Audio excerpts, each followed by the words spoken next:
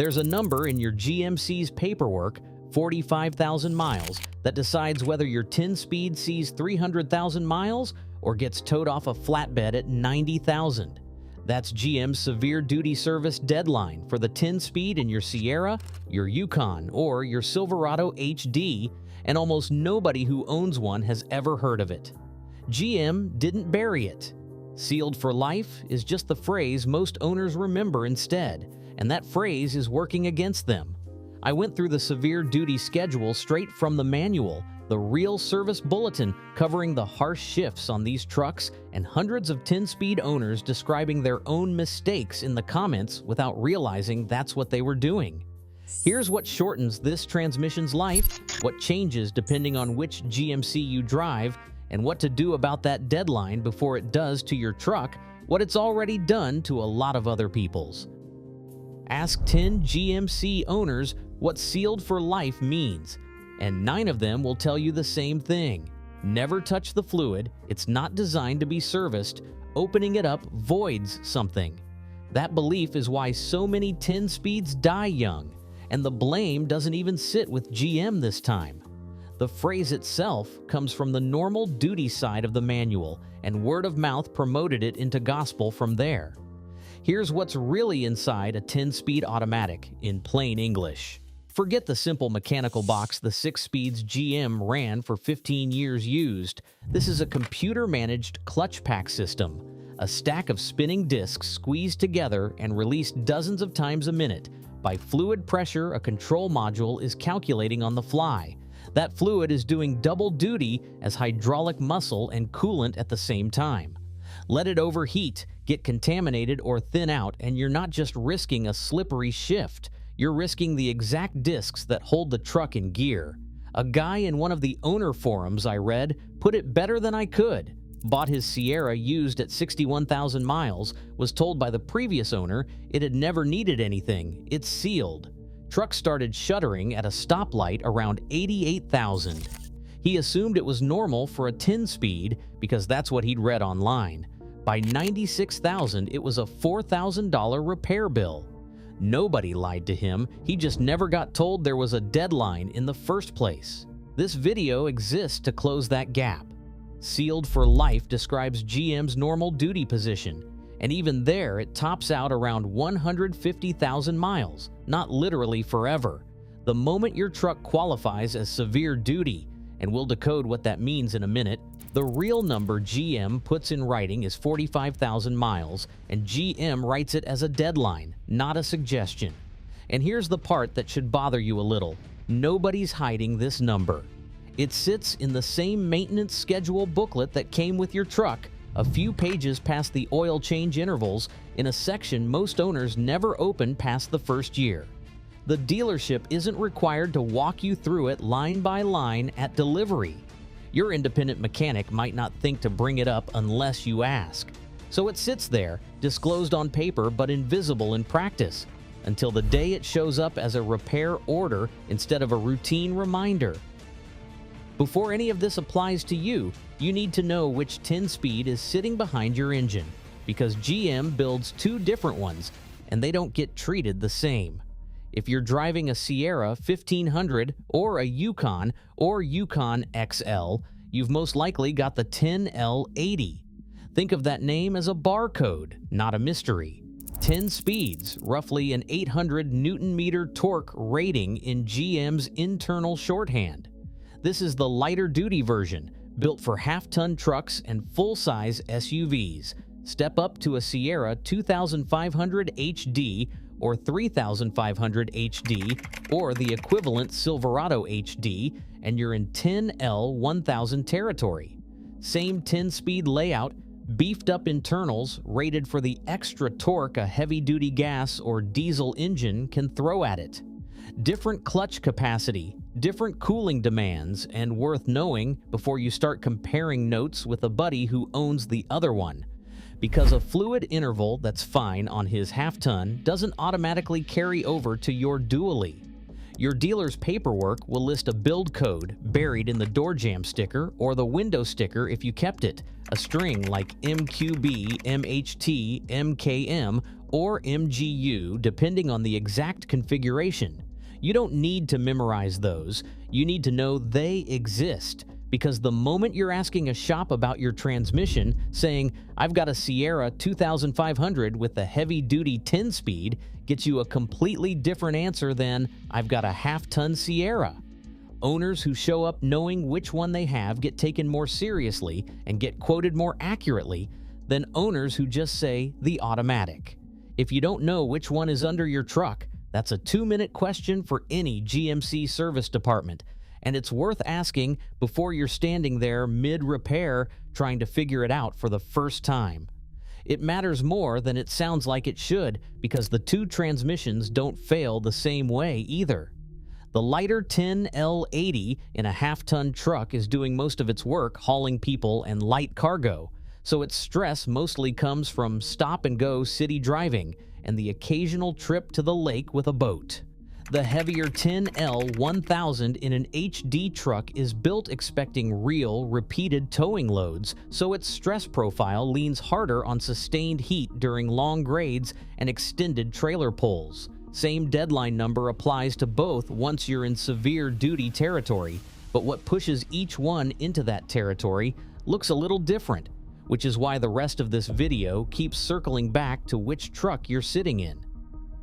Most of the damage isn't one dramatic event. It's a handful of ordinary daily habits that heat this transmission up faster than it was ever designed for. The biggest one is stop-and-go traffic with a heavy foot. Every time you roll into the throttle and immediately lift, that clutch pack GM built into the 10-speed engages and slips over and over, generating heat with every cycle. Do that for 20 minutes in rush hour, and you've put more thermal stress on the transmission than an hour of steady highway cruising would. Heat ages this transmission, not miles. The second habit is riding it out on a shutter instead of getting it looked at. A transmission shutter feels almost like driving over rumble strips at a steady speed, a light vibration that shows up and disappears. Most owners describe it the same way in the comments I read, and most of them kept driving on it for months because it wasn't constant. That vibration is the fluid telling you it's already breaking down. Waiting it out doesn't make it go away. It just gives the damage more time to spread from the fluid into the hardware itself. If your truck's been doing that and you've been telling yourself it's nothing, that's exactly the moment to hit subscribe. Because this channel is built around catching these decoder moments before they turn into a bill, one GMC system at a time, every week. The third one is towing without adjusting how you drive, which we're about to get into on its own because it deserves the full picture rather than a quick mention here. None of these habits are dramatic. That's exactly why they're dangerous. Nobody backs a trailer off a cliff and blows up a 10-speed in one afternoon. They just drive it the way they drive any other automatic for years, and the transmission quietly runs out of margin. There's a pattern in the owner comments worth naming directly. The complaints almost never come from someone who tracked or abused their truck. They come from completely ordinary commuters and weekend haulers who did nothing unusual and just never knew this particular transmission needed anything different from the 6-speed they'd owned before it. That's not a knock on those owners. That's the point of this video. The habits that hurt a 10-speed look identical to normal driving, right up until they aren't. If your GMC has a tow haul button and you've never pushed it, you're not being careful. You're doing the opposite of what that button exists for. Put simply, tow haul mode changes how aggressively the transmission holds a gear and how it manages heat. Without it, the 10-speed is tuned for fuel economy, meaning it upshifts early and lets the torque converter slip a little to smooth things out. Under load, that same slip generates extra heat, and extra heat is the one thing this transmission cannot absorb for long. Tow haul locks the torque converter earlier, holds lower gears longer on grades, and downshifts more aggressively for braking, all of which keeps the fluid running cooler under the conditions that would otherwise cook it. A lot of owners only use tow haul when there's a trailer hooked up and skip it for a loaded truck bed, a fifth-wheel camper they only tow twice a year, or a long highway grade with no trailer at all. Skipping it in those moments is a mistake. Any sustained load, any long grade, any stop and go with weight in the bed is a tow haul situation, trailer or not. Here's an example that shows up constantly in owner comments. Someone tows a camper twice a summer, remembers to hit tow haul both times, and swears by it. Then spends the other 50 weeks a year hauling contractor loads in the bed without ever touching the button, because that's not really towing. The transmission doesn't know the difference between a trailer hitch and a bed full of lumber. It just registers load, and load makes heat. This is squarely a conversation to have with your shop, not a project for your driveway. If you're regularly loading this truck down and you're not sure whether your driving habits match what the transmission needs, ask your service advisor to walk you through when to haul should be engaged for your setup, and whether your particular model year has any additional shift calibration worth knowing about. It's a 5-minute conversation that can add years to this transmission's life. You clicked on this video for one number, so here it is. GM's severe duty maintenance schedule sets 45,000 miles as the service interval for the 10-speed transmission fluid and filter once your driving qualifies as severe duty. And severe duty covers more trucks than owners assume. Regular towing, extended idling, stop-and-go city driving, dusty or extreme temperature conditions, even a lot of short trips that never let the fluid fully warm up, all of that qualifies. If any of that sounds like how you really drive this truck day to day, you are very likely already inside the severe duty window, whether anyone told you at the dealership or not. Compare that against sealed for life, which even under GM's normal duty definition tops out around 150,000 miles, not forever, and only applies to driving that never crosses into severe duty territory. Most trucks doing real work in the real world blow past that normal duty definition without anyone noticing, because nobody hands you a form at delivery that says here's which category you're in. Miss the 45,000 mile mark on a truck that qualifies as severe duty, and here's what happens under the hood. The fluid that's supposed to be lubricating and cooling those clutch packs starts breaking down chemically from sustained heat exposure. As it breaks down, it loses its ability to hold the exact pressure that computer inside the transmission is counting on. Small pressure errors show up first as a soft shudder or a slightly harsh shift. Left long enough, they become bigger pressure errors, and bigger pressure errors are what eventually take out a clutch pack or a valve body, the components that turn a service appointment into a 4-figure repair. That's the deadline the thumbnail promised you, and now you have it in writing, straight from GM's severe duty position. To be clear about what this deadline isn't, it's not a guarantee that skipping it destroys your transmission on some fixed schedule. And it's not a claim that every 10-speed failure traces back to a missed fluid service. Plenty of other things can go wrong with any transmission. What this deadline gives you is the single biggest thing you get to control. You can't control a bad valve body from the factory. You can control whether the fluid protecting that valve body is fresh or has broken down by the time it matters. I need to be honest with you here instead of giving you a tidy answer, because the paperwork itself disagrees with itself on this one. GM's technical documentation names one fluid specification for the 10-speed. Parts catalogs from official GM suppliers list a slightly different specification for what looks like the same application. Two credible sources disagreeing with each other, and I'm not going to pretend that's settled just to give you a clean answer. What I can tell you with confidence is this: ask your shop for GM's specified 10-speed automatic transmission fluid by name straight out of your owner's manual, and don't let anyone substitute a generic universal fluid because it's cheaper or more convenient to stock. That single ask protects you regardless of which exact specification turns out to be correct. On the service itself, a proper transmission service on these units typically involves what shops sometimes call a full exchange rather than a simple pan drop. Because a pan drop alone only replaces a fraction of the total fluid. Ask your shop directly which method they use and why, and if the transmission has been showing any shudder or harsh shifting already, ask specifically whether they'd recommend checking the cooler lines and the thermal bypass valve before anything else, because there's a documented service bulletin covering that same failure pattern on certain model years, and it's a mechanical fix, not a software update. One more thing worth knowing, because it causes real confusion in the comments.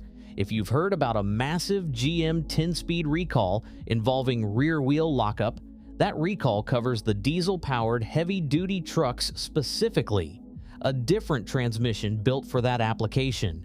If you're driving a gas-powered Sierra or Yukon with the 10L80 or 10L1000, we've been talking about all video. That particular recall isn't yours. It's different hardware and a completely different issue. So tell me in the comments, which one do you have, and when did you last have the fluid looked at? I'd like to know how many of you are already past that 45,000 mile mark without realizing it, and whether your dealership ever brought it up on its own or you had to go digging for it the way I did. You don't need a scan tool to catch most of this early. You need to know what you're feeling and hearing, and what to say out loud to a mechanic when you feel it. A harsh or clunky shift, specifically between first and second gear, is one of the most commonly reported early symptoms on these transmissions. It usually shows up cold in the first few minutes of driving and can ease up once everything's warmed through. Don't write that off as normal cold weather behavior and move on. Mention it by name at your next service visit, even if it seems to resolve itself. The shudder we talked about earlier deserves its own mention here because it's the single most commonly reported complaint across every 10-speed owner community I read through. It shows up most often at light throttle, holding a steady speed, somewhere in the mid-range, and it feels like driving over rumble strips on smooth pavement. If you feel that, the correct sentence to say to your service advisor is specifically, "I'm getting a torque converter shudder at steady cruise. Can you check the fluid condition and the cooler lines?" That sentence gets you taken seriously immediately versus just saying, "It feels weird sometimes." Delayed engagement, meaning a pause after you shift into drive or reverse before the truck moves, is another one worth naming specifically rather than shrugging off as an old truck quirk. There's also a quieter one that owners tend to explain away entirely.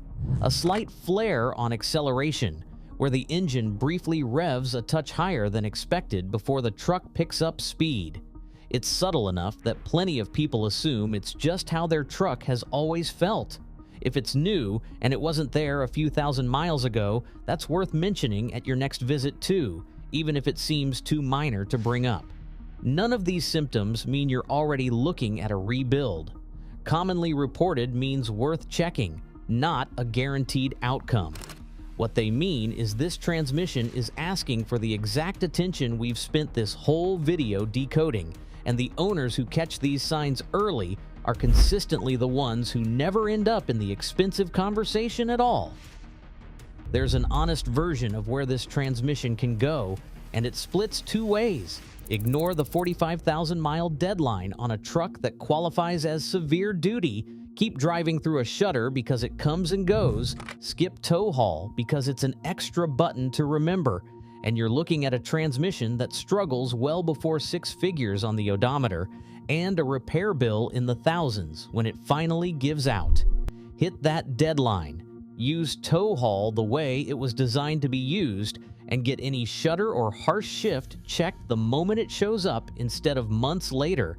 And this same 10-speed is a capable, smooth-shifting transmission that plenty of well-maintained trucks are running well past 300,000 miles on, according to owners who've done exactly that. 2 owners, same truck off the same assembly line. What separates those two outcomes is whether you knew the deadline existed before a warning light forced the issue. So here's the short version to act on. Confirm which transmission you're running, the 10L80 or the 10L1000, and whether your daily driving realistically falls into severe duty territory once you're honest about the towing, the traffic, and the short trips. If it does, that fluid and filter service belongs on your calendar at 45,000 miles, not whenever it happens to come up. Use tow haul anytime you're carrying real weight, trailer, or truck bed, not just on the trips that feel like real towing. And the moment you feel a shudder, a harsh 1 to 2 shift, or a flare that wasn't there before, say so out loud to your shop, by name, instead of waiting to see if it goes away on its own. If this decoded something you didn't know about your own truck, that's what this channel does. One GMC system at a time, week after week. Subscribe if you haven't, drop your mileage and your transmission type in the comments, and share this with anyone you know driving a Sierra, Yukon, or Silverado HD who's never once heard the words 45,000 miles in connection with their transmission. Now they have.